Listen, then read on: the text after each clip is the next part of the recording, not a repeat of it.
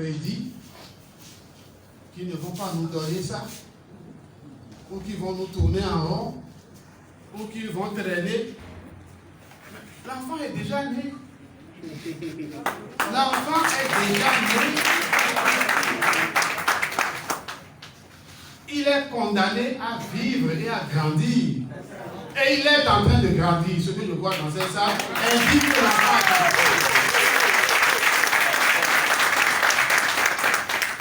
Et grâce à vous, l'enfant grandira davantage. S'il a 1 mètre aujourd'hui, demain il aura 1 mètre 20. Après demain 1 mètre 30, 1 mètre 50. Il sera même un enfant exceptionnel parce qu'il va mesurer 10 mètres. Il sera un torosso. Oui, il sera un enfant de 50 mètres de haut, 100 mètres de haut. De loin, ils le verront. Il est déjà grand. Il grandira davantage. Donc, chers camarades, enlevez la peur de votre tête. Enlevez la peur de votre quotidien. Foncez, avancez. Foncez, avancez. Considérez que l'enfant est déjà né. Il existe, il vit, il vivra. Il n'y a rien à faire. Personne ne peut le tuer. Personne ne peut le tuer. Personne ne peut le tuer. Donc, ils vont traîner. Ils ne vont pas traîner. Nous aurons le récépissé.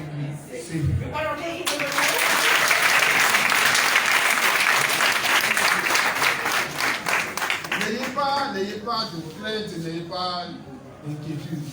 Vous avez fait ici un serment, n'est-ce pas? Oui. J'ai écouté votre serment. Et je voudrais vous dire ce que ça signifie. Ça signifie pour chacun de nous, pour chacun de vous, que quand nous allons quitter ici, que nous allons retourner dans nos maisons respectives, dans nos quartiers respectifs, chacun de nous doit se dire, d'ici à la fin de la semaine là, moi je dois avoir recruté au moins 100 personnes pour le parti. Est-ce que vous en êtes capable? Oui. Donc, je parle sérieusement. Oui. Je parle sérieusement. Oui. Est-ce que vous en êtes capable? Oui.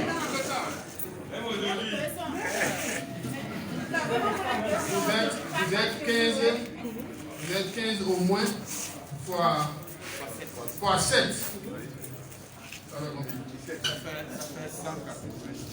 Ça fait 100 quelque chose. Ça fait 105. Ça fait combien? 105. Très bien. Donc ça fait 105. Si chacun de vous recrute 100 personnes, nous sommes à 10 000 personnes à Cotonou.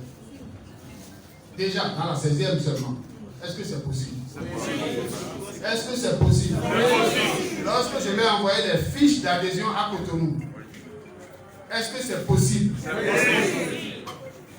Dès que vous rentrez ce soir, dans chaque quartier, un cahier de 200 pages, vous commencez par enregistrer les gens. Aujourd'hui, c'est quel jour? Le 10. Samedi, non? 10. Mercredi, je vais faire une tournée dans les quartiers de Cotonou pour récolter les cahiers, pour recueillir les cahiers. Est-ce que vous auriez fait le travail? Oui. C'est ça que je vous demande. Parce que plus nombreux nous serons, plus ils vont nous craindre. Mais si nous sommes silencieux, on ne bouge pas. On se dit, ces gens-là, on fait les piétiner et continuer. Et dans le milieu pour Dieu, ne permettez pas ça. Je vous le demande. Nous avons un devoir d'élargissement. Nous avons un devoir d'élargissement. Il faut que nous soyons. D'ailleurs, quand vous allez dans les quartiers, les gens sont pressés de vous recevoir. Les gens sont pressés de vous accueillir. Moi, j'ai la chance que mon père est dans la 16e. Il habite Fifadina. Il m'appelle. Comme moi, je suis un enfant qui n'est pas très sérieux. Je ne lui rends pas souvent visite. Il m'appelle. Il dit, viens. Je me retrouve chez lui à 0h moins. Il me fait asseoir. Il dit, les gens viennent cogner le portail pour s'inscrire pour le parti. Tu veux que je fasse comment? Donc, ceux qui sont dans la 9e, là, allez le voir.